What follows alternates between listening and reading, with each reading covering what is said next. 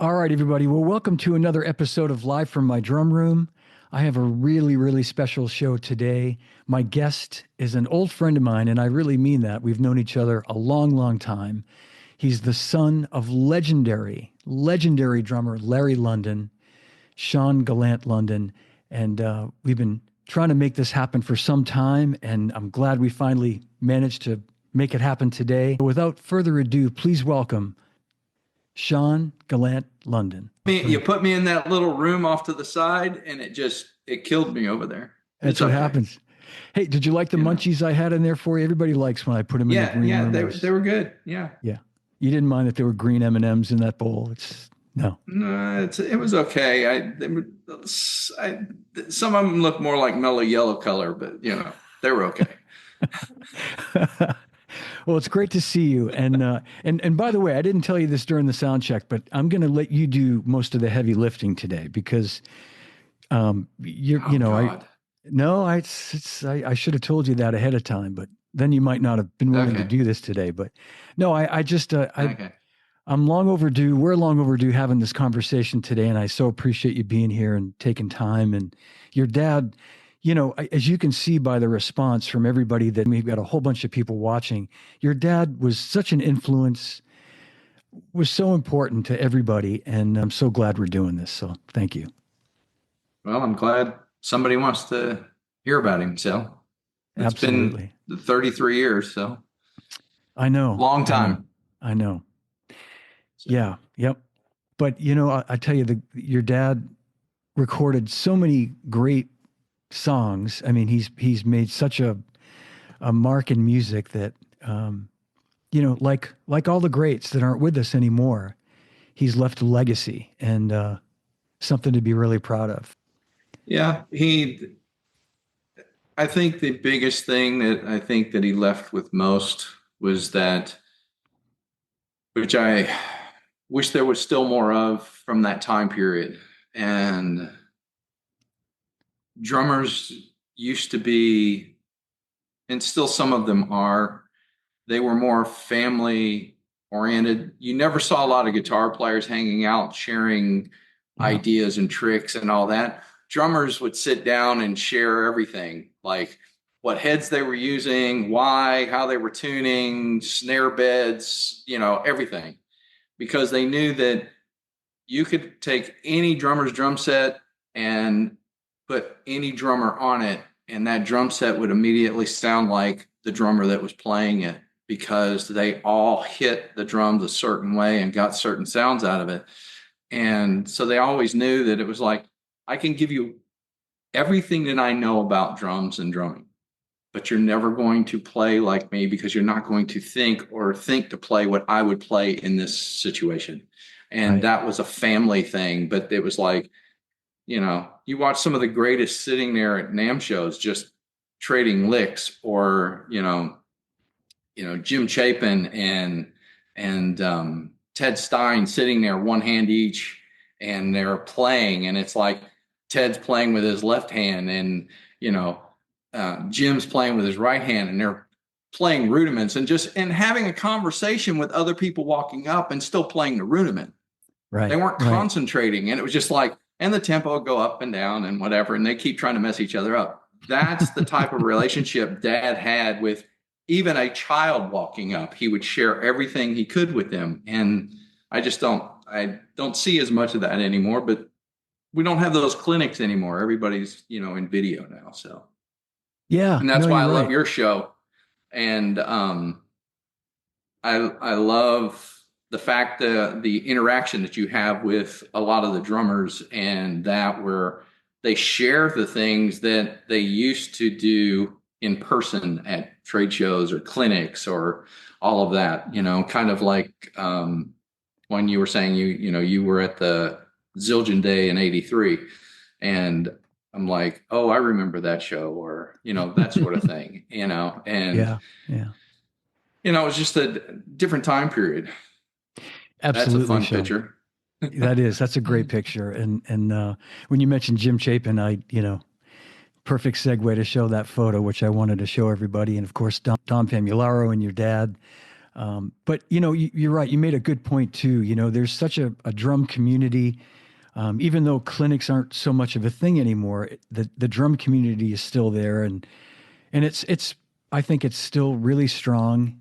And what I think is really cool about there's so many cool things about your dad, but he was, I think, one of the early pioneers of an incredible, successful studio musician, or just musician, whether it was studio touring, because he toured, he played with lots of bands, toured on the road as well as recording with bands. But he was one of the early pioneers of blending education with that. Like you say, doing drum clinics and Zildjian Day 1983. Those were still really the early days of drum clinics. They'd only really Mm-hmm. started a few years before that, really in any sort of, sort of commercial way. Late 70s, I think, really was when things like that really started to happen.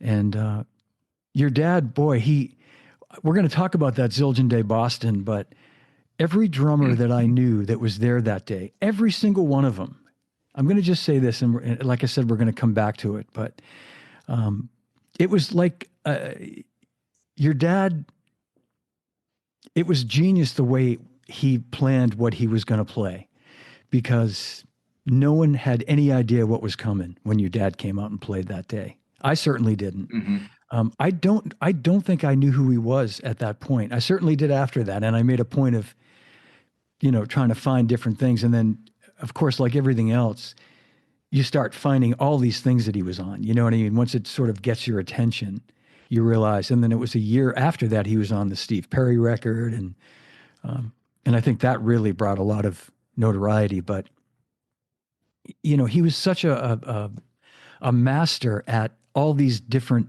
styles of playing.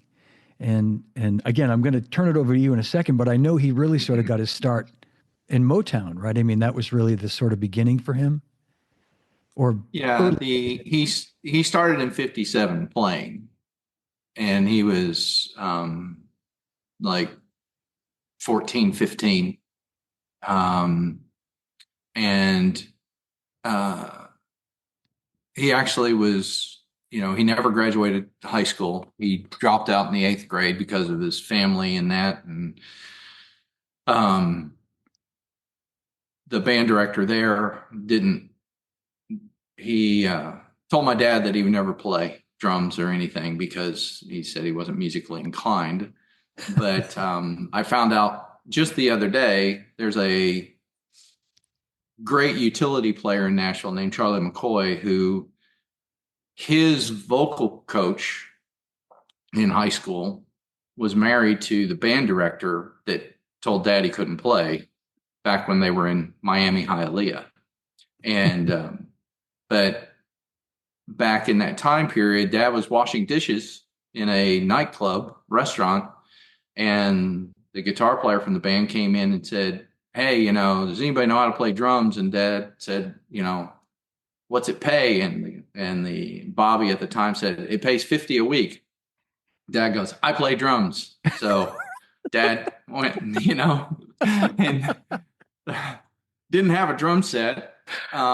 Really didn't know anything but one beat at the time, and was playing the tabletop because he didn't have drums. So he was just playing the top of the table. And eventually he ended up with getting a snare drum and a cymbal, and finally, kept borrowing drum sets, and then finally got a Ludwig kit, and, it progressed from there. But he was still too young to play in clubs. And that's when the bass player who had joined the band after dad, named Eugene Bunton, became Lonnie London. And my dad, Ralph Gallant, became Larry London, Mhm. because Eugene was 5 years older. So dad being 15 at the time, Eugene was 20. He became the illegitimate brother. And so it was, he had a guardian per se to watch over him in the clubs, but and that's how it all started. And they were the Tornadoes at that time. And then they became the Headliners when the owner of the group left, and the four of them just became the headliners. And in 63, 64, they were doing a WXYZ television station thing that Diana Ross and the Supremes were doing. And she saw the headliners doing their thing and said, are you signed with anybody or that? And that's how they ended up getting signed to Motown at that time, was because of Diana Ross. But Wow. they had done so much choreography for the band because they were a lounge act doing all kinds of stuff. And they were in all the suits were exactly the same. They were like, they had turquoise suits and blue suits and tangerine suits and whatever, but it was always, and the zippers were on the side, and it was always clean, very clean cut looking things, but they would choreograph their dancing and whatever on stage while they were playing. And Barry Gordy came to them and said, what should we do with our groups? And that's when he was like, Lonnie and them said, you need to choreograph them so that they're all dancing together and they look like they're together, and instead of them all just doing their thing. And it was the same time when Mom was fixing one of Diana Ross's dresses because it was, falling apart, and Mom stitched it back together right before they were to go out show up on the WXYZ TV. Just a lot of things that were going on during that time. Everybody was doing, a little bit of everything just to try and make it in the business. Yeah. So, Yeah. And you guys had not moved to Nashville yet. This was still oh no, everybody early met 60s. everybody met in, the full band was actually together by 61, and they were in Tampa and Fort Lauderdale. And then the band was traveling all over, and they, were in Boston for a period of time, and New York for a period of time, and then they ended up in Detroit. And then in 69, Dad had left the band and joined Chet Atkins, Floyd Kramer, and Boots Randolph in the Festival of Music touring. And they would all be playing, and there was a couple of shows where Roy Clark would come in and sing or do different things. But, that was, late 60s into the early 70s, Mhm. even to the point where Boots didn't show up in time to start his show. So Chet told Dad to go out and sing, and because he knew Dad sang, and Dad went out and sang with the symphony, and Boots came in and was pissed and told them that he was no longer allowed to sing because there was no way he was going on after Dad was singing. So it was just, it's just all the time periods of craziness during that, those Wow. years. Yeah. What a, you But know, I had, Dad was also being signed to Atlantic Records at the same time as a soloist as when he was signed to Motown. But right. he stayed with As the a band singer. because the band gave him a shot. So he decided to stay with the band and gave up the Atlantic Records deal. Yeah. I had no idea that he was, that he was a singer until somewhat recently when I really started to dig deep. And his career as a drummer obviously is so prolific. And um, again, just Well, a, at one of the clinics, they asked him why he played certain things that he played, during sessions. And Dad said, he goes, I play what I would want a drummer to play if I was singing the song. And he goes, because I'm singing the song with the vocalist in my head as I'm playing, so that I'm staying yeah, away or out of the way of the vocal. He goes, I'm there to accompany the vocal, not be the lead instrument, you know. yeah, It's, so yeah. that's why I was like, I always wanted to build a pocket that the vocalist knew that they were surrounded and loved, not beat up. Yeah, no, again, a true musician. Yeah. I mean, he fully understood the idea of supporting the song as the drummer, and not, as we all know now, and your dad had enough chops to hang with anybody, and could have, he used his chops, his used his superpowers for good versus evil. Yeah. I mean, he really supported the songs when he played, which is And I think that came incredible. about due to all the years that they were the headliners because they were doing everything from Broadway songs to rock songs to blues to Dixieland jazz to you name it. I mean, the band even bought trumpets at one time, and they were all standing out front playing Dizzy Gillespie trumpets for a Mm. part of a song, and then they go back and slowly start playing again. But it was just all the different genres that they had to cover, and it's he was like, as long as you kept the customers seated and they weren't all talking, he goes, then you had them, emotionally involved in the band. He goes, as soon as the crowd is talking more than they're listening, he goes, you're just background music, Yeah. Yeah. and you could be music for all that at that point, Yeah. and going back to a great thing that, he got from, it's a saying that he got from, you know, Barry Gordy, and it was like, there's only two types of music, good or bad. He goes, and all music is dance music. He goes, it's you're either dancing vertically, horizontally, or emotionally. And he goes, and if you're not doing one or all of those three, he goes, you're not playing anything worth listening to. You know, Yeah. but Very astute. So let me jump back a second, Sean. And you mentioned that he had spent some time up here in Boston, and I'm guessing that's where he met your mom because she's from. no, no, It's not. mm-mm. Okay. No. No. My mom and dad met in a club called the Banyan Club, which is in Fort Lauderdale. And Ah, you used to okay. walk through the middle of a banyan tree because banyan trees would grow up and then grow back into the ground. Mm-hmm. Um, and the doorway, you're walking through this huge banyan, tree ensemble. And that's where they met. Mom was a flight attendant for Mackie Airlines, and dad was playing in the group. And she and the other flight attendants and the pilots had gone into this bar to have drinks or whatever, and the owner of the bar that they knew came up and said, you got to see these guys in the back, they're hilarious, and blah blah blah. So they went back, and Lonnie is up there playing bass, playing lead singer at the time.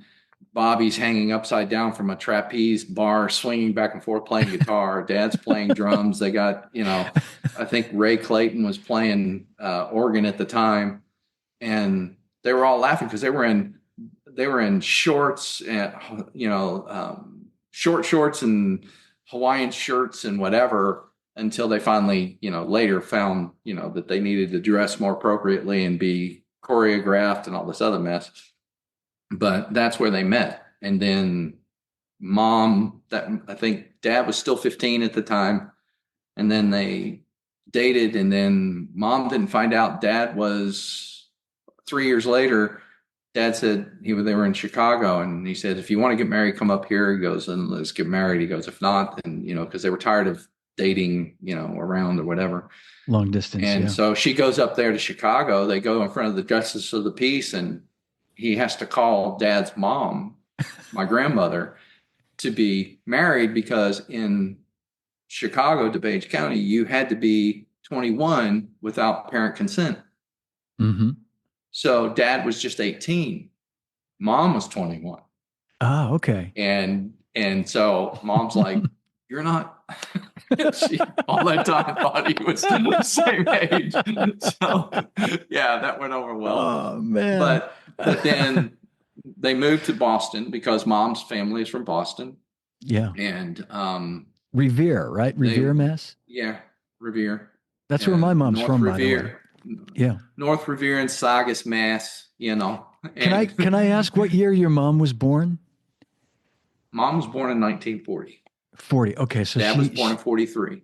yeah, okay. My mom was born in 32. I thought maybe they were they could have known each other, No. but my mom was older. Yeah, Well, my mom didn't stay in Florida. She ended up, in Boston. She ended up going to high school in Fort Lauderdale because her parents split. I see. Um, Okay. but mom's whole side of the family, either they were on the police force or being thrown into jail by the police force. And Yep. so her her cousins were managing the Four Aces and the Kingsman Trio and Ted Williams and all of that back in the day, and that's why it's like, I've found the picture again, but there is an old picture of Ted Williams pushing me around in a stroller, Oh my God. through the park. But they were the ones that were instigating on what the band needed to do to move forward, and helped Dad quite a few times in situations that were not so good. Yeah, I'll bet. I just have to tell That's you, more for a private story.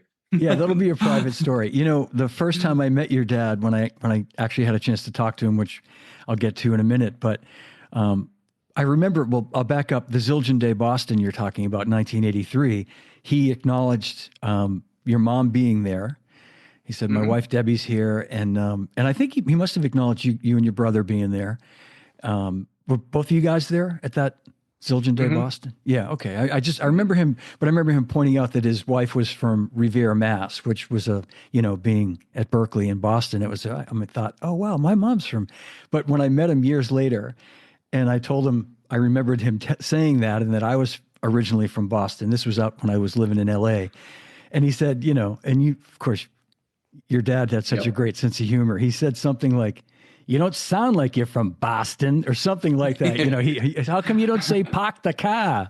And God. yeah, he was, but he just sort of looked at me and went like, "Really?" And I said, "Well, I don't, whatever." But it was just a funny, sort of a bonding moment for us at that point. Yeah. But he was. I mean, No, that's what I because remember was he had a great sense of humor. Just well, every time that he would go through there, it was like Dad would go up to the Revere area and get food because the whole families are up there. So it was like, they would say, "Well, we're going to go to this restaurant." He's like, "No, I'm going up to see family. I'm going to go get some real food."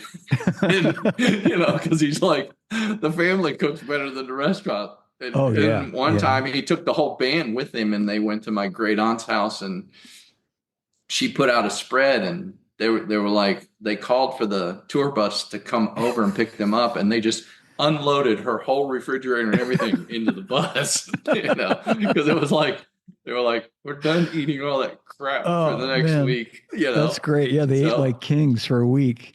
yes. Oh man, that's great. Um, so let's fast forward a little bit. So moved to Nashville in '69, Hmm. and that was is to work with Chet Atkins mainly, but that opened the door to doing sessions. Obviously, that was Hmm. maybe just like a unintended natural progression that happened because things were opening up there. And Well, Dad was going to leave the industry completely. He was going to go back to doing carpentry. really, And Chet said, "No, come to Nashville." So Chet brought him to Nashville, um, because Chet and Boots and all of them had worked with my dad during all those PGA tours, because they would be the dinner act and the headliners would be the cocktail evening act. And they would sit there, Chet would sit and watch them play and, whatever. And he was like, "You really need to come to Nashville." And Dad was like, he wasn't going to do it at first. And, but then he moved, and then Chet started trying to help him get onto session work besides just being a live touring player. yeah, And that's when, some of the early stuff, he ended up doing some stuff with Jerry Reed, and then it went to Dolly, and he'd also done an early late era Everly Brothers thing, album, and just a bunch of different odd pieces. And it slowly, the door started opening. But when he first moved to Nashville, he was sweeping floors at RCA and Columbia. yes, So, but it amazing. was I just, mean, and then at night he would play downtown in Printer's Alley at the Carousel Club, or Skulls, which was Chet's place for a while, because that's where Chet basically would work, every week unless he was out doing a show. But And, yeah. And when he moved, do you remember, Sean? I know you were pretty young when you guys moved there. Was a lot of the work at the time in Nashville, like, was Buddy Harmon doing a lot of that work? Buddy, well, you had Buddy, you had Jerry Kerrigan, you had Yeah. Gene Chrisman, you had Kenny Malone, you had uh,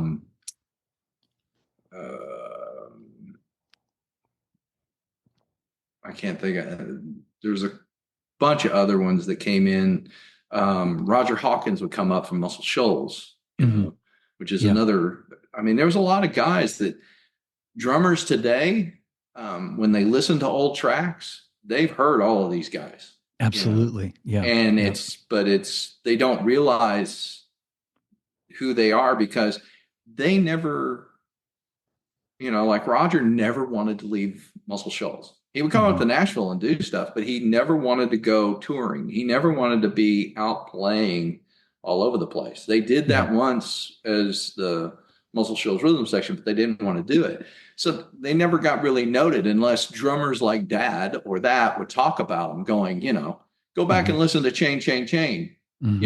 Roger was 14, 15 when he played that track, but you've heard him, Yeah. Yeah. Well, because it's funny you say that, Sean. I had Gene Chrisman on with me last summer, and we were talking Mhm. about your dad, and he was talking about how he was living in Memphis, but getting work in Nashville, and he eventually just, like you just said, though, he really didn't want to move from Memphis to Nashville, but eventually said, "I got to move there." It's like that's where the work is now. So he moved up Mhm. to Nashville, but yeah, and it's interesting that what you say, we all these songs that we're talking about, so many masterful recordings and drummers that people don't know about, or maybe are just discovering now, but maybe Well, I not mean, credited at the time. And some of the drummers that came to town, Dad, they didn't have any drums, or they were missing something, or whichever. Or one of them, his whole drum set got stolen out of his van, and it was like Dad would just said, "Go over to the storage locker or the cartridge company and grab a set of drums and cymbals and go take care of what you need to take care of," you yeah. know. Or they wanted a particular snare drum sound, and they're at a session, and the drummer calls Dad at at the other where Dad's recording, and he goes, "Can I borrow whatever, the radio, the 8-inch Radio King or whatever?" And they're like, they want that snare drum sound. They used it 2 days ago or whatever. And Dad go, "Come over and get it," and they I could run see a that. guy across the street and take it across the street. Because at that time, Nashville was 3 avenues of 1,500 recording studios. So every other building crisscrossing across the street, because they were all in houses. Hmm. They were all over the place. So it was like, even with Kenny Malone, Dad got hired for a session. He doesn't read. And the dad goes, "You don't want me on this session." He goes, "I don't sight read." And he goes, "But I got the drummer for you." So Dad found out where Malone was, and he was 2 studios over, and he calls Malone and he goes, "You come over here, do this session. I'll go over and do your session." And they were like, "What?" And he goes, "Look, Kenny can read this stuff. Kenny will play. I'll go that way." And Dad took his bass drum pedal, which you've seen it. Oh yeah. It weighed, it springs as tight as they can go. Yeah. Yep. Kenny brought his pedal. Dad took his pedal, and Dad went over and did that session. Kenny did this session, and they went on. You try to do that in LA or New York or anywhere else, No, a drummer no, is going to forget try it. and take your gig after that. But they That's right. didn't, because it was a family. That's what I'm Yeah. saying. You wouldn't see that with guitar players or bass players or any of that. That was just something that, was just Yeah. unprecedented. Well, I know Eddie Bayers has spoken extensively about what your dad meant to him and how he helped him get started and, was a mentor. And, I think a lot of drummers, the late Tommy Wells, I mean, there are a lot of, people that, The cosmic flash that I used to call him. Is That's that what right? he came in at Nashville. Yeah. He came from Detroit, and he was I'm the Cosmic Flash, man. His long blonde hair and everything. He showed up at the Yeah. house, had his double bass drum kit, everything in the car. Next thing I know, it's in our basement, and you got him and Dad facing each other, and they're Oh trading man. licks. And Dad he goes, now are you done with all this mess? And he goes, yeah. And he goes, now do you want to know what it takes to play in this town? And he goes, okay. And then they started just playing different grooves, rhythms, and Hmm. whichever. And that's when Tommy was like, he realized Dad wasn't who he thought he was, Yeah. and it just all came down to family. And Dad did that with Tommy Wells, and he did it with Eddie and that, and because when Dad was hiring Eddie at the Carousel Club, he was a piano player. And Right. then during Right. breaks, they would go upstairs on that old Ralph Pace practice Oh, pad practice pad kit. setup. Yeah. Yeah. Yeah. And he would teach Eddie, on the practice pad kit. And that's how that all went about. Wow. And then it was, trying to help him along and teach him how different tunings and all of that, and, Man. that's what it is. Yeah. What fascinates me, Sean, is that your dad's self-taught because, like I said, the first time I heard him play a solo, really sort of stretch, again, I'm gonna play something in a little bit that's going to demonstrate this, but anyone at first listen is going to think this is a really schooled drummer with a lot of chops and a lot of technique who's really worked at his craft, but then goes in and makes his living playing grooves and knows what to play for the song, knows not to play all this crazy technical stuff unless Adrian Ballou calls It's you. called for. Yeah, unless it's called for. But I'm going to play a song that one of my favorite songs that you told me that it's your dad, and I think I had a feeling anyway, but I'm going to play When You're Hot by Jerry Reed. And I think this is what's cool about this song is it's got some badass drumming in it. It may sound like a simple for beat. 1971 and being country, when country didn't have a bass drum in it except for the chorus, and drums weren't up front, and they still didn't allow drums on the Opry. Yeah, That's right. Yeah. none of that was available then. And that's when drums got pushed to the front. It was just like everybody in country was like, oh, okay. Now it doesn't sound that big, but if you play all the other country stuff from that time period, you listen to it and you're like, oh, wow, there's no drums in any of this, Right. You Right. could breathe louder than the drums were. Yeah. Not the case in this song. The drums are really featured, and he came up with such a great part too. And again, you listen to what he's playing and it's funky, it's groovy, and there's some, this is not a simple song by any stretch. So check it out, everybody. I think you'll dig this.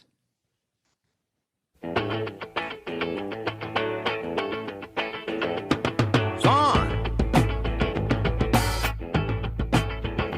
Well, now me and Homer Jones and Big John Talley had a big crap game going back in the alley. And I kept rolling them seven and winning all them parts. My luck was so good I could do no wrong. I just kept on rolling and controlling them bones. Finally they just threw up their hand and said, when you hot, I said, yeah.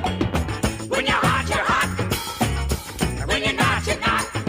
Put all the money in and let it roll again. When you're hot, you're hot. La la la la la. La la la la la. La la la la la. When you're hot, you're hot. Well, now every time I roll them dice, I'd win. And I was just getting ready to roll them again when I heard something behind me. I turned around and there was a big old car. He said, hello, boy. Then he gave us a grin and said, look like I'm going to have to haul y'all in and keep all that money for evidence. I said, well, son, when you hot, you hot. He said, yeah, when you're hot, you're hot. When you're not, you're not. You can explain it all down at City Hall. I said, yeah, when you're hot, you're hot. La la la la la la. La la la la la. La la la la la. When you're hot, you're hot. Well, when he took us into court, I couldn't believe my eyes. The judge was a fishing buddy that I recognized. I said, hey, judge, old buddy, old pal, I'll pay you that $100 if you get me out of this spot. So he gave my friend turned around and grinned at me and said, 90 days, Jerry, when you were hot, you were hot. And I said, thanks a lot. When you're hot, you're hot. When you're not, you're not. You let my friends go free and throw the book at me. He said, well, when you're hot, you're hot. I said, well, I'll tell you one thing, Judge, over the old pal. If you wasn't wearing that black robe, I'd take you out the back of this courthouse and I'd try a little bit of your honor on. You understand that, you hillbilly? Who's gonna collect my welfare? Pay for my Cadillac? What do you mean, contempt of court? That's a great song. Jerry Reed, man. Well, the other part is dad started the whole na na na na na. Is that right? Na, na. Yeah, and he was when they were recording, and he started singing the lick, for the song while they were doing everything, and they gave Dad grief because he wasn't part of the singers union. So Chet said he doesn't need to be because Jerry's a musician who just happens to sing. So this is the musician's album, and everybody in the band is singing. So they got around the whole after BS mess only because the song was already done. It was released, and they had to redo the paperwork just so that they weren't getting fines and all this other stuff. But All that, yeah. it's just funny. But Yeah. And what a great part he came up with for that song. I remember hearing that as a kid, 11 years old, whatever, when it was on the radio. There were certain songs that you'd hear on AM radio as a kid that really stood out, and that was one of them. Yeah, it was during that time period. Dad was playing. He went into another session there at RCA, and he was playing the Rogers kit, which is a double bass drum kit. It's dual 18s, 2 mounted 13s, and 2 floor toms, 2 16s. And Al Pachuki was miking the bass drum, but instead of he bringing out 2 mics, he brought out one. He put it in front of the left bass drum. Dad took the mic and stuck it between the 2 bass drums. And they told him to play, they wanted a train feel. And Dad was like, are you sure you want a train feel on this song? And producer at the time was like, yeah, I want a train feel on this, and it was Porter Wagoner. And so Dad coming from Detroit, Al Pachuki's got the microphones up, everything's up, and Dad counts it off, and it's boom, boom, boom, boom, boom. And Al Pachuki's trying to pull back faders and stuff, and he goes, they're hitting the talkback mic, and he's like, drummer, and train are you on? And Dad goes, well, I wouldn't have played that. He goes, well, what would you have played? And Dad pulled out the brushes, and he was like, right? Yeah. And he goes, that's that damn train you should have been on. So, it was just, that's the differences in terminology, because Motown, you want a train feel, you want this train moving down the road, not, a shuffle, not a Dixieland shuffle thing, because that's what Dad considered it as. And, but those are the weird, it's like, I don't want none of that iron, and Dad's like, iron, what are you talking about? He goes, that iron, those round things. I don't want none of that iron on my songs. He goes, that closed one over there you can do, but that other stuff, none of that stuff. So that, it's just whatever. It's, Yeah, it's I think I remember him during that time period. I remember he talked him about a lot of it during clinics. Exactly. Yeah, and it's absolutely, and we drummers know what that's like when you've got a guitar player, somebody in the band, whoever, a producer, someone trying to explain something to you and using some kind of terminology that makes sense to them that you have no idea what they're saying. And your dad always brought that humor, and yeah. Well, it's like three-legged dog, it's like three-legged dog. Yeah. Three-legged dog. I know. It's like, okay, that's a three-legged dog. Okay, whatever. Don't just say put the snare on 4. leave it off on 2. No, you got to think of a 3-legged dog taking 3 steps and falling on the 4th. It's just like, okay, but 2-hump camel or whatever they came up with, it's Yeah. just crazy, stupid stuff. But I that's all read, that time period. yeah, exactly. And I read somewhere where your dad, I'm going to show this photo of your dad playing with Elvis, and um, a quote from him where someone had, I guess, approached him to write a book or contribute something to a book, but they wanted like dirt on Elvis, basically. And Mm-hmm. and your dad didn't want to participate, didn't want to do it. And I just Mm-mm. thought that was so great because he said basically, I have great stories to tell about Elvis, but they don't want to hear that. They just want to hear all the dirt, It was during that term period where everybody was bashing him because of his weight and his drugs and everything else. And it was a sad time period because yeah. um, you know, to calm him down, they would give him downers to, wake him up. They give him uppers, and because he just couldn't rest or sleep or whichever. But, you know, there isn't anybody on tour right now that you have people, pushing on a bus because they think they saw Elvis on the bus and are basically tipping it over.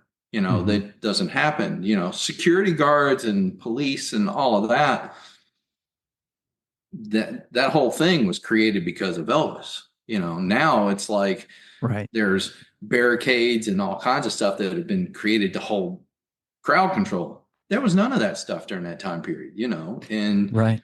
people would try to shoot him, at his house, or they would throw bombs over the fence that would explode because their wife or their girlfriend was more in love with Elvis than they were with them. And so these guys would do all kinds of stuff. I mean, one guy popped up in the middle of a sound check from behind a bunch of seats with a rifle pointed right at Elvis. And he goes, if anybody moves, I'm going to shoot him. And Dad's sitting right behind Elvis. And Dad's like, great, it's going to go right through him and into me. Yeah. Goes, I've heard this story. Goes, Yes. I'm done either way, Yeah. And it's just like, but nobody realized what the stress of that notoriety was at that time. And, Yeah. Yeah. and that's what was happening. But they wanted to know all the other dirt on him. And it was just like, dude, there's not really anything, it is what it is, but it's like, instead of respecting that time period, it's, I look at some of the old pictures of Dad playing drums, and it's like, remember the old straight stands with 2 cymbals and all of that? There was no boom arms or any of that mess. You didn't have racks that you could tilt your drums. All your drums had just enough tilt that you could tilt them, but they didn't come up that far. Yeah. You look at some of the old mounts and you're just like, oh my God, how did we accomplish this back then? It's a completely different, time period, but from playing to artist, all of it is different. Yeah. And speaking of artists, I want to play this song. I know we're a little bit, I jumped from Jerry Reed to Elvis. No, we're good. We're totally good. We'll be here all day if you let me. If you let me keep you here all day. No, I want to play another really, really big song that your dad played on, Jolene by Dolly Parton. And this was probably a number 2 one. years. This was 2 years after When You're Hot, You're Hot. When You're Hot, okay. When You're Hot, You're Hot was a 71. Jolene was 73. Yeah. Yeah.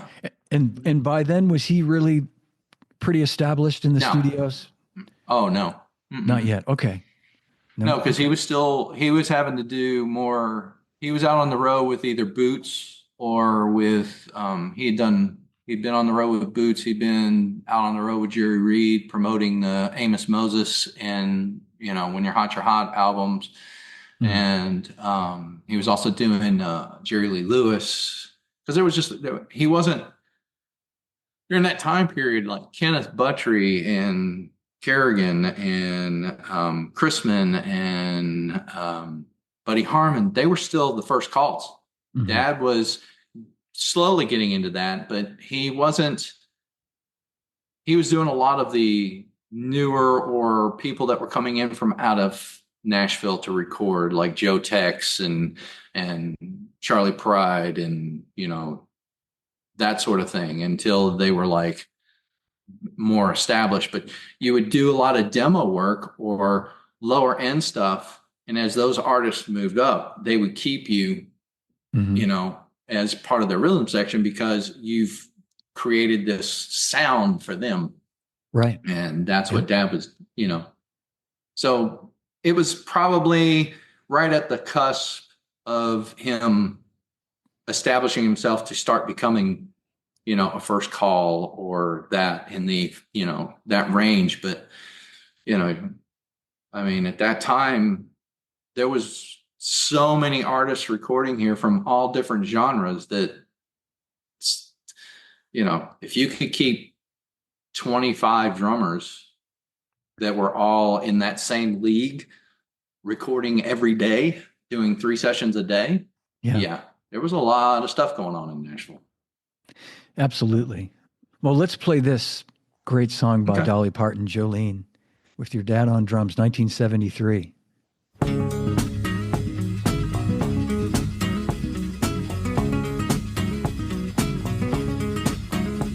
Jolene, Jolene, Jolene, Jolene, I'm begging of you, please don't take my man. Jolene, Jolene, Jolene, Jolene, please don't take him just because you can. Your beauty is beyond compare, with flaming locks of auburn hair, with ivory skin and eyes of emerald green. Your smile is like a breath of spring, your voice is soft like summer rain, and I cannot compete with you, Jolene.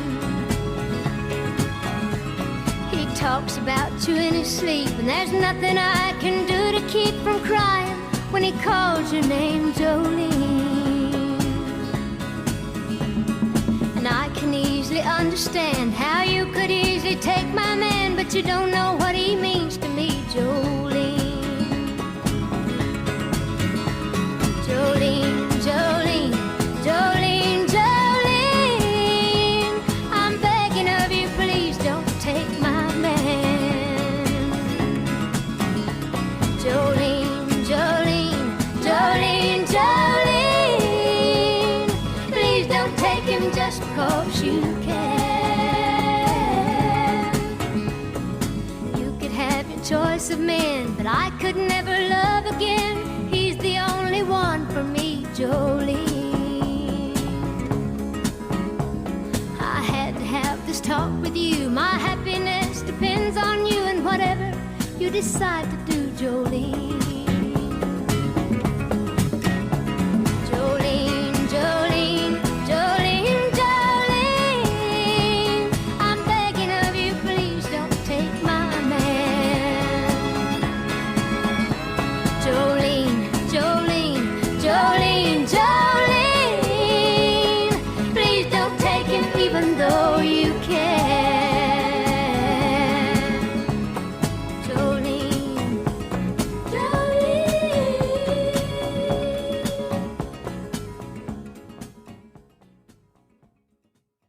Man, what a perfect drum part. What a perfect track. Just his Less is more theory. Oh, absolutely, Sean. Absolutely. That was it to me. Like, you know, the older I get, the more I hear something like that and I go, man, that is just masterful. Just what he played there. It's just, it sits, it grooves, but not in like an overt in your face. It just moves along. It's beautiful. It's just, and who was the bass? Do you know who the bass player was on that by any chance? I should have looked that up. I didn't. No, I don't. Yeah. Not off the top of my head, no. Really great. During that time period, it could have been Henry Strzelecki. Not sure, because he did a lot of that stuff. Yeah. Yeah. I'm going to move right along here because we actually have quite a few songs to get to here. And this was a couple of years later, and this was a big hit. And what I think is cool about including this is this is probably considered country. I mean, the artist is considered, I think, country, but this was such a crossover mainstream pop. It was a country pop thing. I think you're going to go with England Dan, John Ford Coley. I sure am, buddy. That's it. I'd So really love to this see is it tonight. also this was also one of the first songs that Dad did with adding electronics. Yes, and I wanted. So, should we talk about that on the other side of it? We'll play the song, and you can. Yeah, it does matter. Yeah. Okay, and we'll just, because you and I we talked about this a little while back, but the tom fills are they're sort of they've got electronic drums triggered. It's acoustic and electronic. It's acoustic and electronic. It's a pearl fiberglass kit back in the day, concert tom kit. Yeah. And the kick, snare, and toms had the toms had Barkasberry pickups, guitar pickups, triggering syndromes for added tom tone. And then the snare and the kick had a Barkasberry pickup on it, triggering a snarey sound just to give it more snare sound, the snares themselves. And then the bass drum had the old Sennheiser headphones that used to have the yellow foam or the red or the blue foam on them. That was stuffed between the head, the batter head, and the bass drum pillow as where the pickup was for the for the bass drum, but that became the pickup, just using the headphone in reverse. Yes. Trigger. But that's what was added on this particular song. And the drum booth that this was recorded in was probably about the same amount of space as a 4x8 piece of plywood. That's how, because the drum set that Dad got from Pearl, they had to cut the bass drum down because it wouldn't fit through the door of the drum booth, because the drum booth door was actually a closet door. So he had to have them cut it so the bass drum was shorter. So it was a 22 by 14, because with the hoops and all that on it, it wouldn't fit, Man. So that was this time period. Wow. Awesome. Well, let's play this. We'll play this track. And I just want to say, my buddy John Haga has said that Bobby Dyson was the bass player on Jolene. Thank you, John. Bongo Johnny, and old buddy of mine from up in Minneapolis. All right, so let's play this track. This is and still one of my favorite songs. Beautiful, beautiful love song, and with Larrie playing some even more beautiful drums. Here it comes. Really Love to See You Tonight. England Dan, John Ford Coley, 1976.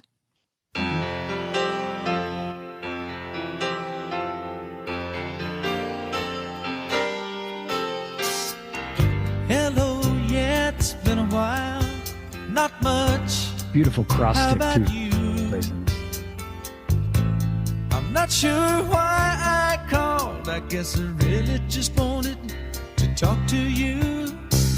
And I was thinking maybe later on we could get together for a while.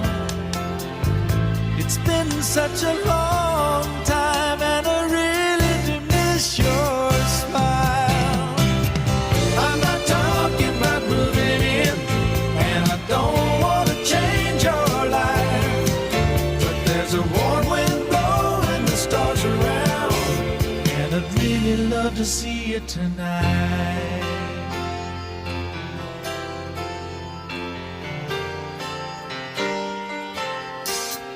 We could go walking through Windy Park, take a drive along the beach, or stay at home and watch TV. You see, it really doesn't matter much to me.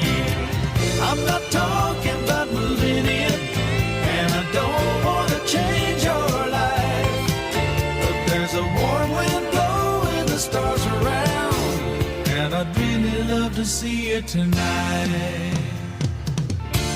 I won't ask for promises, thigh. We both played that game before. Say I love you, then say goodbye. I'm not talking about moving in, and I don't want to change your life. But there's a warm wind blowing the stars around, and I'd really love to see it tonight.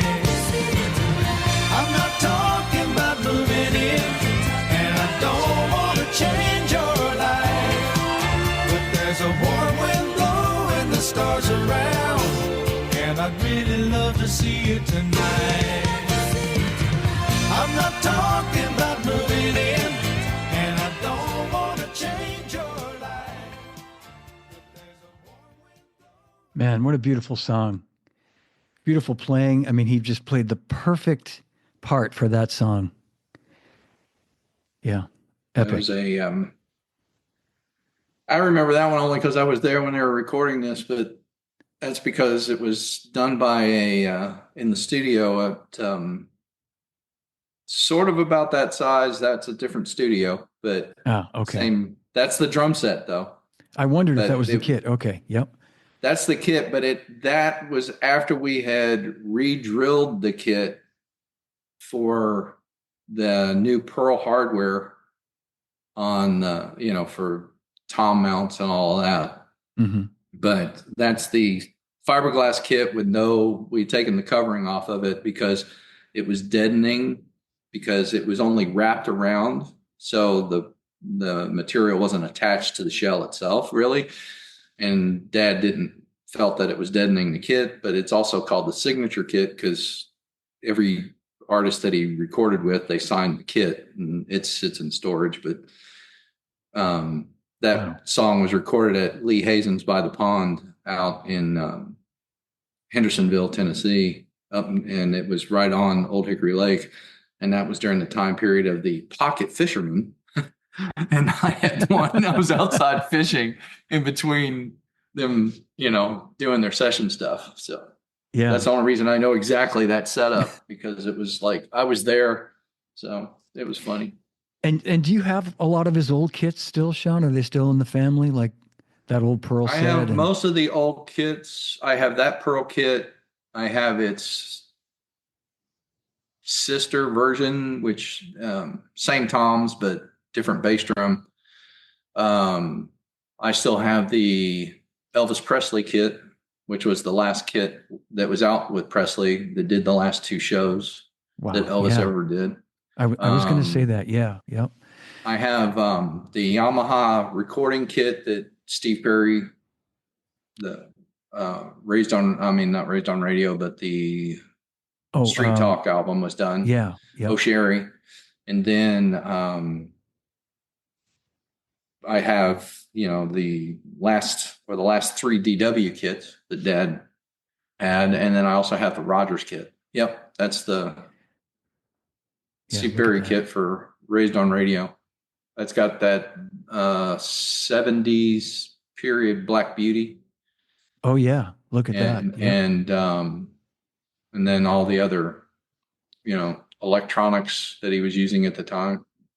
Yeah, I want to talk about that for a second too. That's a great segue. But that was a question I was going to ask you, and there it is. So it's a Black Beauty on O'Sherry. Mm-hmm. What a That's that ebony pinstripe. Yeah.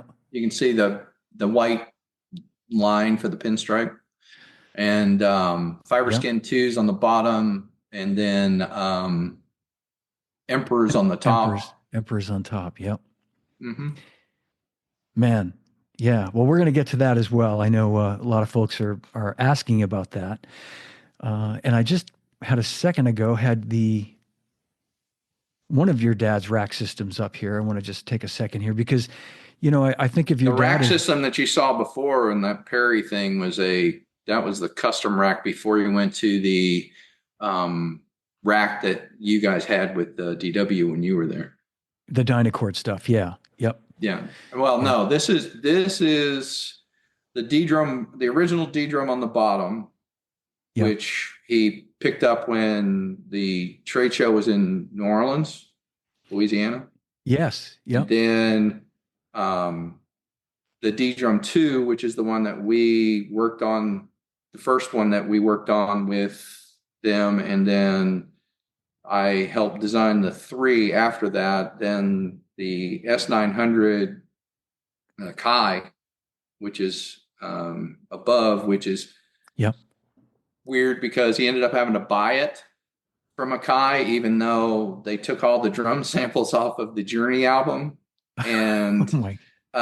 they gave everybody in the band an S900, and they ended up giving the S900 to Mike Baird instead of Dad, even though they were all Dad samples. And then the SP12, which he used for small rhythm click track, that because Dad, even though there's a lot of drummers out there that hate click tracks, Dad didn't mind a click track as long as he was the only one listening to it. Mm-hmm. And the reason being is that they wanted the songs to start the same every time once they found a tempo, and then allow them to move from there. So Dad would use it to start the tempos.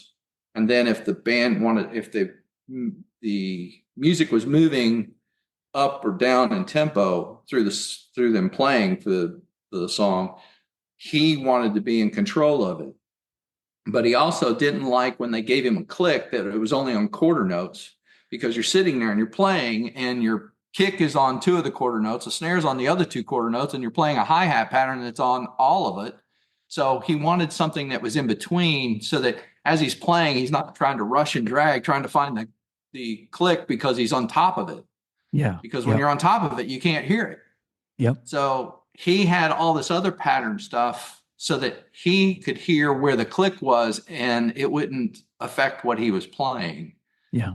So he could tell where the click was, because he might keep the kick on the quarter note, and the snare would move just behind the quarter note to lay the rhythm back while the hi-hat is staying up top.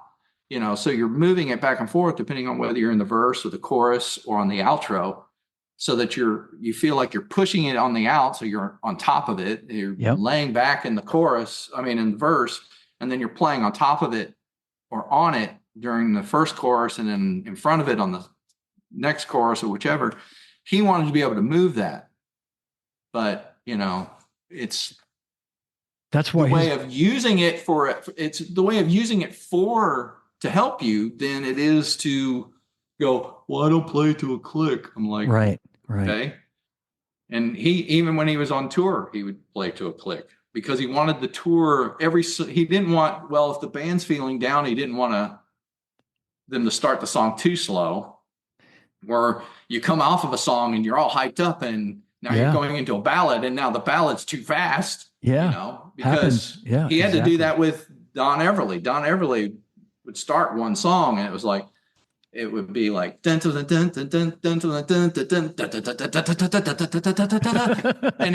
Dad's like, we're off to the races, and he would have to in that first bar bring the band all the way back, and and it would be Lucille, so it'd be Lucille, please don't have me alone, Lucille, please don't. It's just like raining in. It was like, So it was like, he's like, Don, here's the tempo, and he'd be shaking his stick at a tempo, and but inevitably Don would just look at the crowd and go, but that's why you're looking at things and trying to go, why are we doing this? And it was like, Dad uses it. It wasn't a crutch. It was like, just another tool to use. Yeah, exactly. I was going to say that, Sean, and I was going to just say that the songs that I know that we're going to get to in a second where he played to a click, they breathe like just, organically the way a song should. It doesn't have any sort of a stiff, tight feeling. And I didn't realize until you just explained how your dad implemented the click, like where he would, he used it as a reference, but there were spots where, and Jeff Porcaro did the same thing, where he could, for his own means, manipulate and push himself a little ahead of it, behind it, but always knowing where it was. And you make a great point about if the other musicians are listening to the click, then they're liable to just be right on it with it. and fighting your dad if he's trying to just make it breathe more, you know? So they Well, should he's use your allowing dad the as band to breathe, and he's holding them, That's right. in a Yeah. certain area. But it was like that. I'd really love to see it tonight. Had a click, It did. but nobody Okay. knows it. Yeah. But during that time period, you're talking about Dad, Garin, Keltner, Jeff. Yeah. James Stroud, Jeff Porcaro, all of those guys all had clicks, but none of them wanted the rest of the band to listen to it. Yes. Right. Right. Because the artist or the producer wants you to start the song at the same tempo every time. Yeah. Yep. Until they get the take. But most of those guys were, first, second take done. So the guitar players had to sit there and fix the part. Well, I'm gonna make a left turn here, moving through some music. This is really a treat. This is Adrian Belew, Twang Bar King is the record from 1983. And you were kind enough to let me, you said you pick anything you want. And I thought this tune, I Wonder, is such a cool tune to hear your dad playing some like serious prog, like fusion-y stuff that Hey, he's just a country drummer now. I was going to say, he's just a country drummer. I bet people had no idea that he could pull this off, but man, does he ever. This is such a great track. This is all thanks to Bill Bruford, because Adrian was calling Bill. Adrian wanted it to feel like he wanted all these songs to feel like they were in 4/4, typical groove, because he was trying to make a commercial album. And Bill was like, I don't do this. You need to call Larry. And that's so Adrian great. calls Dad, and Dad's like, I don't play this stuff. Call Bill. And Adrian's like, Bill told me to call you. So this is how that all came about. Oh man, this is great. And this is at the same time when Dad did Justice Swingin' with John Anderson and the Sherry album and all of that. All this is happening at the same time. So it's like, yeah. Yeah, versatility personified. So here comes I Wonder from Adrian Belew.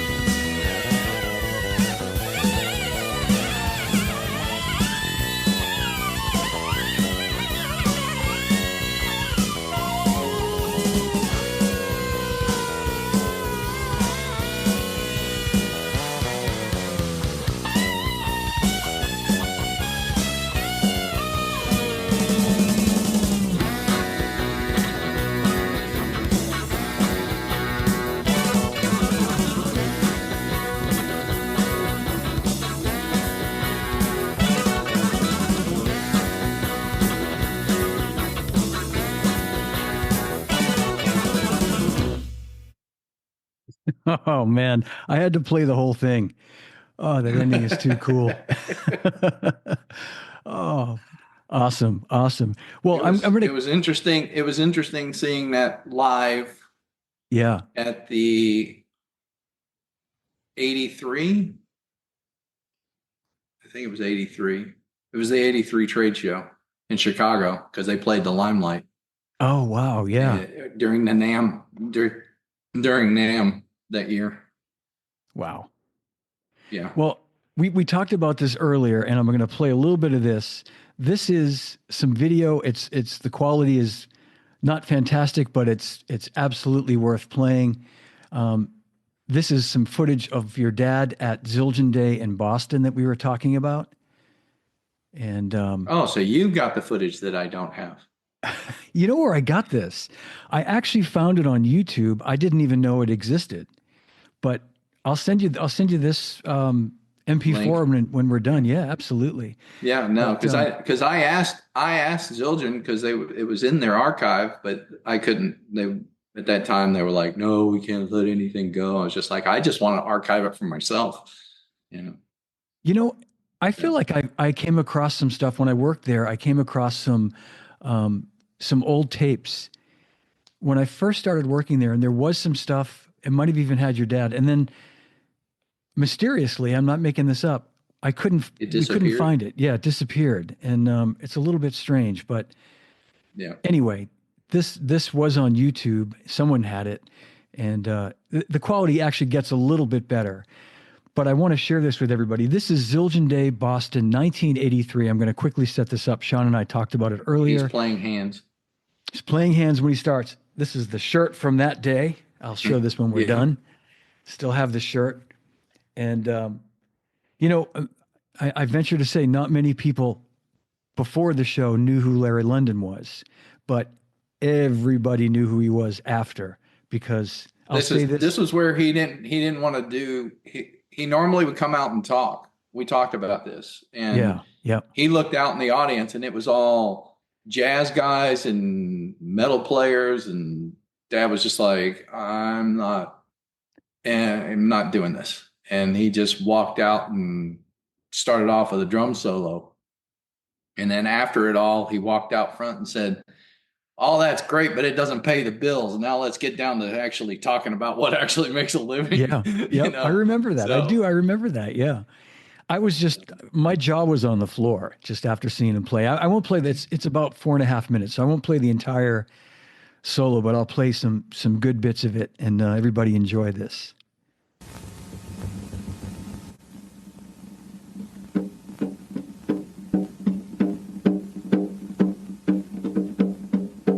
Berkeley Performance Center.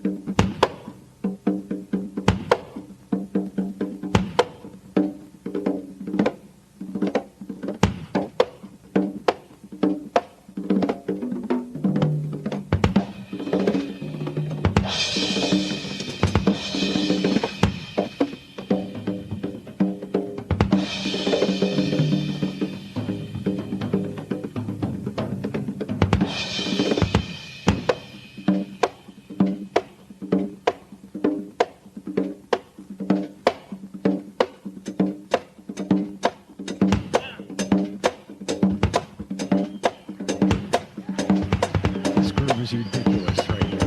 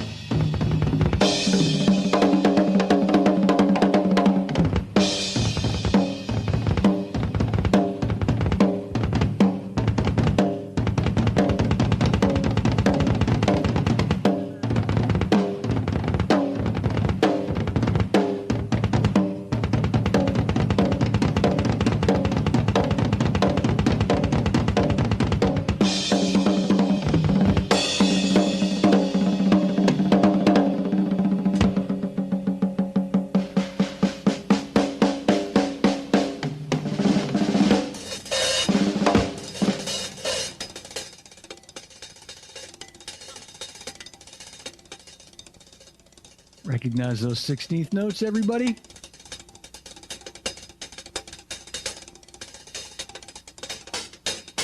Double strokes.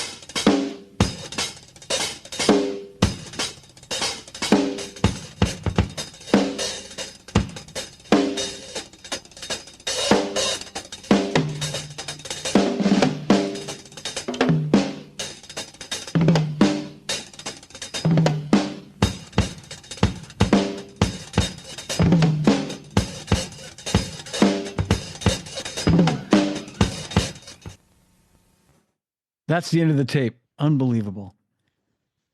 He just... No, I just watched a YouTube with the drummer that was out doing that. Oh, Greg Bissonette. Greg. Yeah. So Greg's talking about how a lost art is playing the hi-hat, while they're playing, other parts, and you'll have this little chunk pattern going with the hi-hat. And it was something that I was like, I never even thought about it, because during that time period, it was kind of like all drummers did, still had a hi-hat pattern going while they were doing other things. And now it's kind of a lost art. But just seeing that, and then seeing Dad doing his hi-hat pattern, his chunk pattern with his left foot. And I'm like, oh yeah, Greg just, Yeah. But that's all, drummers talking about stuff is just, that's what I miss. I miss all the drummers getting together and like what they used to call drummers collective or whatever. But it was like, they all, hey man, are you doing this? Are you doing that? Have you tried doing this? Try doing that? Just different pattern stuff, Absolutely. It's, my comment about that is I remember going there and having a really good idea of what it was going to be like to see Steve Gadd. I loved Steve Gadd. I was really into him at the time. Still am, of course. Vinnie Colaiuta, who I'd recently discovered, a couple of years before playing with Frank Zappa. This is 1983. First time seeing Vinnie. First time seeing Steve Smith, though I was a big fan of his with Journey. And I kind of knew I had a really good idea of what all these guys were going to sound like and how they were going to play. So your dad comes out at the very beginning of the show. And I mean, he just blew the doors off the place. And and I've said this to Steve Gadd and Steve Smith and Vinny and all those guys who are my friends. Peter Erskine was there that day. Your dad stole the show. I mean, he stole the show. He came in there and the expectations were like, oh, this guy, Larrie Londin, he's a session drummer in Nashville. He plays on big country songs, but he's not Steve Gadd or Vinnie Colaiuta. Well, check him out. I mean, his chops, his technique. Anyway, I could go on and on and on, but I thought it would be better. I'm gonna slide this little surprise in here right now. I thought it would be better if a friend of both of ours gave a little commentary on this yesterday. And we're nearing the end, so I thought this would be a good time to do this. Yesterday, I reached out to a good friend of ours, Steve Smith, and asked him to say a few words about your dad, knowing the sort of history, and we'll get to that in terms of the Journey connection. But I just thought this would be a nice time to play this. So here's Steve Smith. Hey, Sean. Steve Smith here. And I first met your dad, Larrie Londin, on the original Zildjian days back in 1983 in Boston and then in Chicago. And I had heard him on albums, but really had no idea about the chops that the guy had. We all knew he could groove, but he had some wicked snare drum chops, including this double stroke roll that was just amazing. So we had fun, we hung out, and then fast forward to 1985, where I was having trouble playing along with the click track. I had never played with a click track, and in 1985, when Journey was making Raised on Radio, they decided they wanted to put a click track on every song, and it was a struggle for me. I ended up playing quite a few songs on the album. I ended up on 3, but Steve Perry, who had fallen in love with your dad, Larrie, because he did such a great job on his solo album called Street Talk, recruited Larrie to come out from Nashville to Sausalito, where we were recording, and redo the entire album.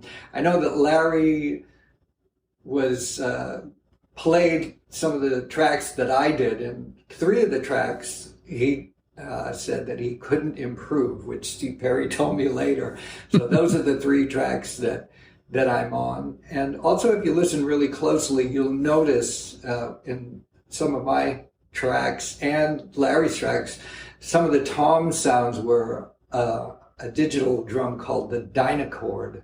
So I had a Dynacord set up, and I used it on some of the, I'm only on 3 tunes, but there's one of them, I think it's called Eyes of a Woman, with some cool tom part that I came up with. That's the Dynacord toms, and Larrie called me and asked if he could borrow my Dynacords, which I was happy to let him use those drums on the album, and he did, and he did an amazing job, like such powerful, straightforward, in the pocket drum tracks on that album. So he really, I think, rose to the occasion and helped the group complete their mission and make that album. So Larrie was a lot of fun and a pleasure, and such a beautiful man. And I just had a great time hanging with him. We spoke after that, no hard feelings at all. And so the rest is history. And love the guy. And you take care. And Johnny D, we'll be in touch. Okay, talk soon. Bye-bye. Pretty cool, huh? Yeah. Dad went when he went out for that, and they played the 3 songs that, Steve was talking about, and Dad was like, he listened to them, and he was just like, there's nothing for me to do. He goes, it's where it needs to be. Just leave it the fuck alone. Pardon my French, but that's what Dad would say to him and did say to him. And it was just like, so they just stayed the way they were, and, and they worked on the others. And I remember the Dynacords being borrowed because there wasn't a sampler that he could sample with that he had in his rig. And he goes, by the time I do all of that, we could already just let's make a phone call.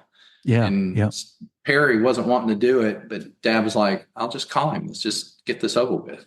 Yeah. And they brought him in, and they did the stuff, but it says a lot about Steve too. I could imagine the blood between Steve. It's hard during that time period because the label wanted certain things. They put Perry in charge. That the band was kind of like in a flux, and it was like, I'm just a hired guy coming into play. That's all it was. And, same thing with Randy Jackson coming in to play bass, right. And that was during that time period, there was a lot of bands that were bringing in other musicians to accomplish getting a song done, not wanting to destroy the band, just the labels asking for it. They're playing the money. So it's not in our hands anymore, and that's what it was. And it was like, and as Dad would say, Smitty or Steve Smith, it was like, he was like, Smitty was like, just do your thing. Let's get this. And even he at that point in time was like, can we just get this album done? We just want it done. Because they were all under the gun from the label. And it was just like, we just want to get it done. We don't care what it takes at this point. Just do it. Get it over with, Well, I remember Steve, when I got to really know Steve Smith around 89 or 90, him telling me basically this story. And I just found it so great that because I knew your dad from DW, and I liked him. I just liked him as a person, as a drummer. And I'm thinking, I hope there's not some weirdness. I don't even know how it came up. And Steve, I'll just say Steve Smith was not the least bit bitter about being dismissed from Journey. He had moved on at that point. He'd formed Vital Information even back then, and he was, he never really missed a beat. So, and I remember him being very forthcoming about the whole process. And he said, I never played to a click. Steve Perry wanted it to sound the way it sounded on his solo record. And I can't play like that. And Larry's a master at that. So they had Larry come in, and he didn't tell me this at that time, the story about borrowing the Dynacord, but I could see him kind of just going, yeah, of course, you're a drummer. You're my friend.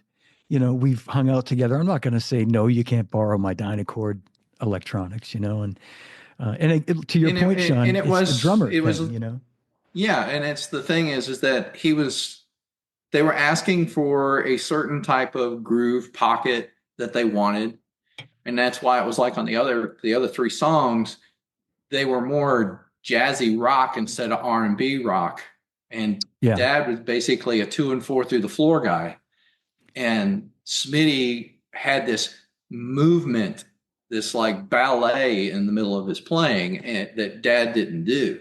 And that's why it was like, Dad's listening to the rest of the track. And he's like, I don't do all of that. This is Smitty's world. You leave it alone, and that sort of thing. That's a great way to describe it, Sean. That's well said. Well, let's play the song that I know a lot of people have been wanting to hear. This is Oh Sherry from Street Talk, Steve Perry solo record from 83, probably recorded 83, but released in 84, I think. Does that sound right? Yeah. Something like that. In that time period.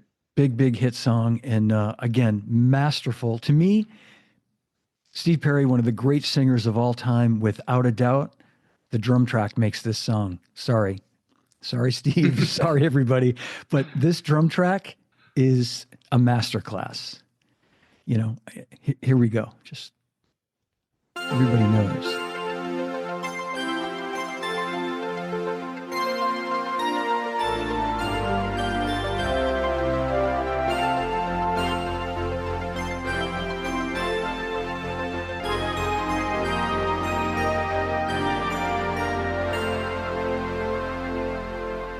You should have been gone, knowing how I made you feel, and I should have been gone after all your words of steel. Oh, I must have been a dreamer, and I must have been someone else, and we should have been over.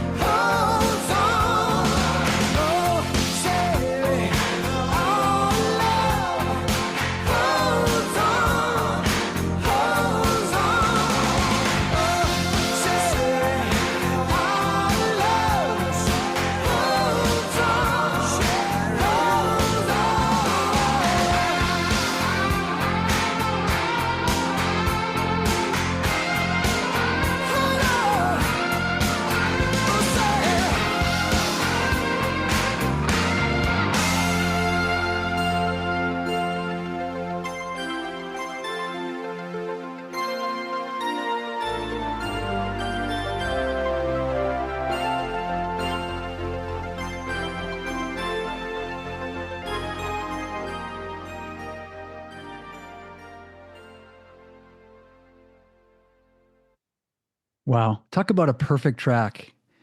I mean, if you asked me the definition of a perfect drum track, that's it right there. That's it. You could not, to quote your dad, you couldn't improve on that. You couldn't. You could not improve on that. That was just masterful. I listen to that song. It's 40 years old, Sean. I listen to that song probably a few times a week when I go out running. It's in a playlist. It's just, and I'll admit I'm listening mainly to your dad. That's what I'm listening to. It's so inspiring. His part, his technique, the way he put those little hi-hat 16th notes or double strokes, whatever they are. It's just like all those accents at the end when they're doing the coda, the chorus, and he's hitting all those little China accents. Man, it's perfect. It was, it's funny because everybody oohed and awed over the little 9-stroke roll on the hi-hat, and they were all like saying it was an overdub until, at trade shows, and I'd sit down at a little kit and play it, and they're like, oh, that's how it was played, because he plays the 9, hits the snare, then goes back, and that's it's right, a swap of hands. And he goes, strokes, I did it on a Charlie Pride album in 1974, and nobody gave a shit. He goes, now 10 years later, and everybody's like, ooh, wow. He's like, whatever. Oh, man, that sounds like your dad. It's like, he could care less. He goes, you're worried about a 9-stroke roll. He goes, what about the song? Did you like the song? Did you, it was like, because he didn't care about his playing as much as he cared about the song, Yeah. I remember. And another thing, just because of talking about, because I'm looking at all the symbols, that you got on the wall and everything else. And you saw how hard Dad plays. Yes. But what's funny is that during that time period, even up until later, all of his crashes and everything were extra paper thin crashes, Mm-hmm. And he played a ping ride that he, had the largest bell he could get at the time, only because he liked to use it as a cowbell, but he wanted to be able to ride it, crash it for a deeper crash, and then go right back to riding it without sustaining. And the reason that all the cymbals were paper thins is because he could hit them and then they dissipate and be gone. They wouldn't sustain for long periods over, for the songs. Yeah. But it's like, I've looked at cymbals today that say they're paper thin, and I'm like, they're not paper thin. They're not paper thin. The ones that Dad had are like, they're like this. Real paper thin. Yeah, I'll bet they're beautiful. Yeah. But he didn't break any of them. And that was what was so weird, Yeah. But that was that time period. So when you're hearing them, you're like, to try and recreate that, I have to go back in the vault, Yeah, I'm glad you mentioned that too, because his sound, his cymbals, his drums, everything, that snare drum and O'Sherry, the Ludwig, I mean, just fantastic. I'm going to play one more song. I've kept you here a long time today, and I so appreciate it. It's whatever you need, bro. Well, thank you, buddy. I'm here for you. You are the best. And this is a song that I think it'd be a good way to sort of cap things off. And this followed right after O'Sherry. It's that period we were talking about recording with Journey. This is Be Good to Yourself, which is a real favorite of mine on this record. It's Raised on Radio, which was the record we were talking about, that he came in and replaced most of Steve's tracks. This is such a great, this is going to a Pearl kit. And this is going, okay. Street Talk was Yamaha. Yep. This is a Pearl kit. A Pearl kit. Okay, so good to know. So yeah, thank you. And I was going to say, again, this is, again, a great example of your dad's vocabulary, his versatility, and going from what we've been playing earlier to, this is just an all-out Journey rocker, I mean, he's going like full throttle in this song, and play some great little triplety things with his bass drum, had a great foot. I don't think people realize how great he played double bass drums, but he had a great right foot that could play all this really cool triplety technical stuff and tasty. So yeah, let's play this tune, Be Good to Yourself.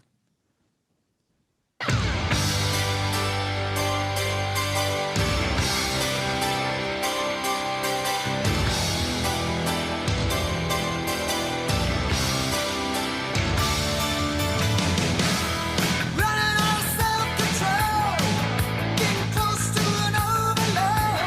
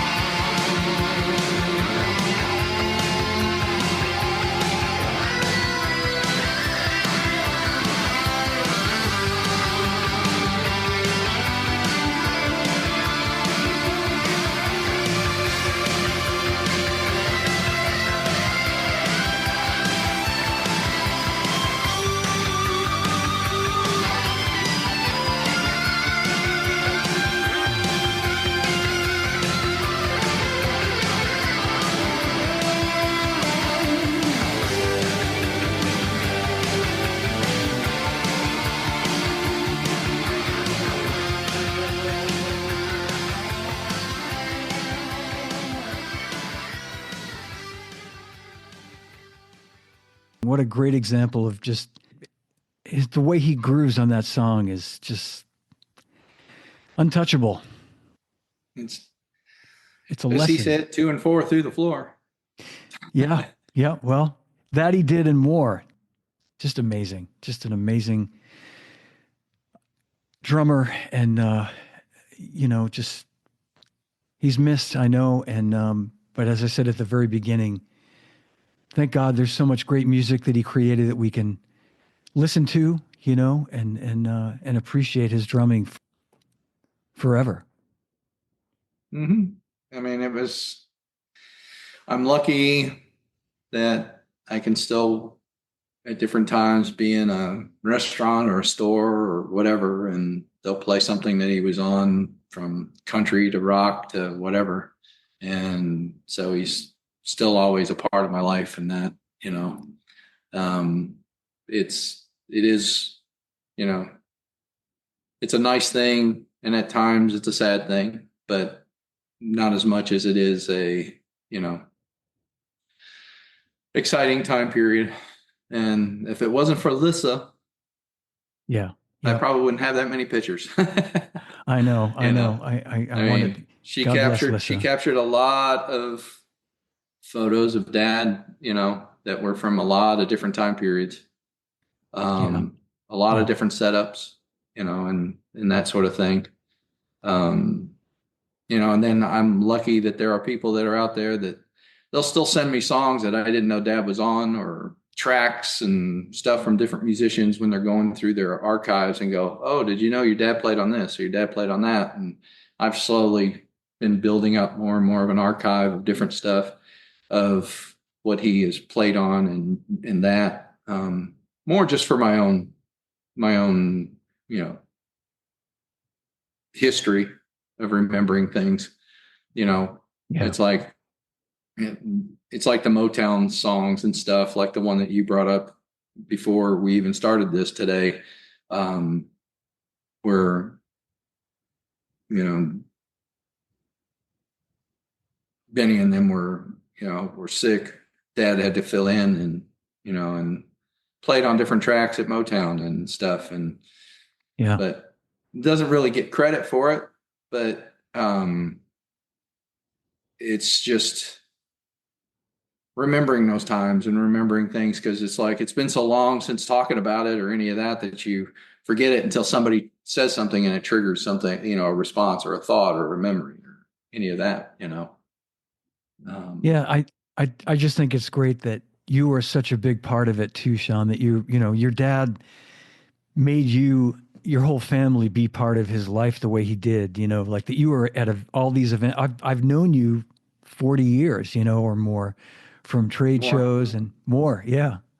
And from just, you were part of that scene, and thanks to your dad. Well, I started doing electronics and audio engineering and all of that back in the day. So at the very, I was designing drum carriers for marching in that with Al Duffy at Pearl. And then I started working on a lot of the triggering and wiring of Dad's rigs. And basically he had his own electrician or engineer designing stuff in the house. So it was like we would sit down and redesign stuff. And that's how I built the relationship with my father, because he was gone so much. But then, I started doing a lot of stuff on the side, and it branched off to me doing other things in the industry. But if it wasn't for that, I wouldn't have had it. But Dad and mom owning a drum shop, Dad, Of course, doing his thing. Right. Everybody thought it was Dad's drum shop, but it wasn't. DOG stood for Deborah Otolo Gallant Percussion, the DOG, and she was the top dog. So it was her place. But, I was going to trade shows with her to buy equipment, for the store, and Dad was there doing clinics. So it was like, and that's how, I got to know you when you were first with DW. And then the next thing I know, you're back all the way across the nation in Stilton. I was just like, weren't you just over here? Harder to hit a moving target, Sean. Yes, it is. But that's the time period that we grew up in and stuff. And Yeah. but Yeah. for any of your people that are out there that are, there's a lot of stuff that we didn't touch, but if they've got questions, they can send them through you or whatever. And Sure. Yeah. Yep. or give them my info, and I'll try to answer other questions, because there's a lot I of know, stuff. I know. That there's songs that Dad played on that all he did was play his stomach, his knee, and stomp his foot on the floor because there was no drums. They forgot to bring drums, so and it made #1 hits, and it was just like, that's why I look at people and go, it doesn't matter what you're doing. Are you making the song happen? And that's, it's like, That's cool. just Man. make a living and be happy. Exactly. I know. And I do apologize to everybody that we really, there was certainly more we could have got to today, but such is the case when you're talking about Larry Londin, the great Larry Londin, and there's just hard to get it all into, well, we've been going almost 2 hours, but maybe 2 days we could get closer. But Sean, thank you so much for being here If today. you got my other friend. questions, you want to do something else, just let me know. Absolutely will. Absolutely will. Yeah. Very lucky to have been here. So Very lucky to have you here with me. Thank you. Everybody, big hand welcome, for sir. Sean Gallant London. And I call you Sean London, but I call you my friend, good man, yes. and old friend. Thanks for watching, Yes. everybody. Hang tight if you would, Sean. Be good, people. Enjoy playing. We'll see you soon, everybody. Again, thanks for watching. All right, well, that's my show. If you enjoyed it, give it a like, leave me a comment.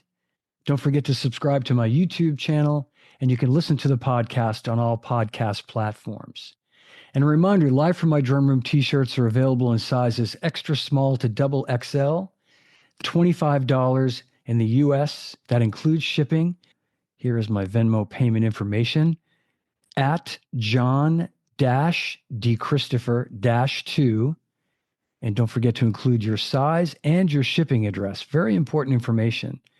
100% of the proceeds for all t-shirts go toward a scholarship I've created with the Percussive Arts Society. You're donating to a great cause when you buy one of these t-shirts. So once again, thanks for watching. Thanks for listening. Remember, no drummers are harmed on any episode. And drummers, when in doubt, leave it out. See you soon.